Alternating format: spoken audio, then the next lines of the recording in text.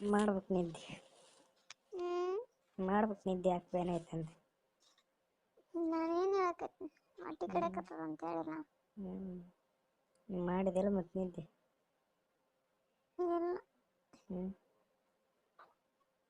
2 ದಿನ ನಿದ್ದಿನೇ ಇಲ್ಲ. ಇವತ್ತನ ಕಡಿಮೆ ಆಗಿದೇನಿಲ್ಲ. ಕಡಿಮೆ ಆಗಿಲ್ಲ. ಕಡಿಮೆ ಆಗಿಲ್ಲ. ಮಾತಾಡಕತ್ತೀನಿ ಗೊತ್ತಾಗಲ್ತು. ಇಲ್ಲಾಂದ್ರೆ ಗೊತ್ತಾಗ್ತೈತೆ ನಾನು. ನೀವು ಇನ್ನೂ ಹೇಳ್ತೀನಿ 2 ದಿನ. ಇವತ್ತು ನಾಳೆಗೆ ಒಂದಿನ ಲಾಸ್ಟ್. ಕಡಿಮೆ ಆಗ್ತದನ್ನೆಲ್ಲ ನಾಳೆ. ಇವತ್ತು ಒಂದಿನ ಆಯ್ತು, ನಾಳೆ ಇರಲ್ಲ.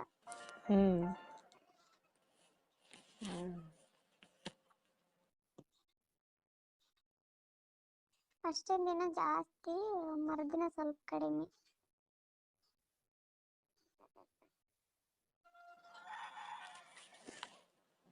ಹಲೋ. ಇವತ್ತೊಂದಿನ ಕಡಿತದ.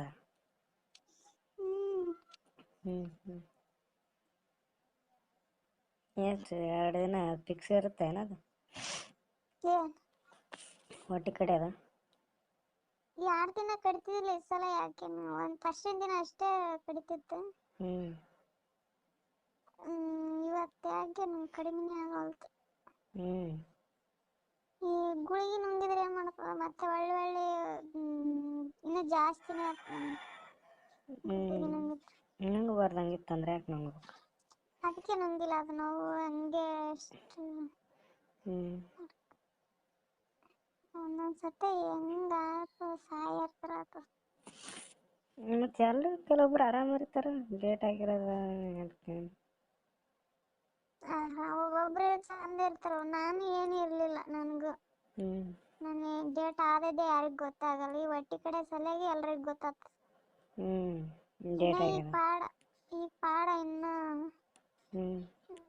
ನನಗಿನ ಮಕ್ಕಳ ಹಾಕಿನ ಮುಂಚೆ ಮನೆ ಸಾಲ್ತಿದ್ದಿಲ್ಲ, ಹಂಗೆ ಬಿದ್ದು ಅಡ್ಡೆ ಹಾಡ್ತಿದ್ದೆ. ಯಾಕೆ ಹೊಟ್ಟೆ ನೋವು ಬಂದ? ಮನೆ ತುಂಬ ಒದ್ದಾಡ್ತಿದ್ದೆ. ನಾನು ಒದ್ದಾಡೋದಕ್ಕೆ ಗೊತ್ತಾಗ್ತಿತ್ತು ಅಂದ್ರೆ ನಾನು ಜಾಸ್ತಿ ಅವಾಗ ದೊಡ್ಡಕ್ಕೆ ಆದ್ಮೇಲೆ ನನ್ನ ಮಕ್ಕಳು ಆಗತ್ತಂದ್ರೆ 4 ಸಲ ಆಗಿನ ಅಷ್ಟೇ. ಆಮೇಲೆ 6 ತಿಂಗಳಿಗೆ 5 ತಿಂಗಳಿಗೆ ಆಗ್ತೇವೆ. ಅಷ್ಟು ಮನೆ ತುಂಬ ಒದ್ದಾಡ್ತಿದ್ದೆ.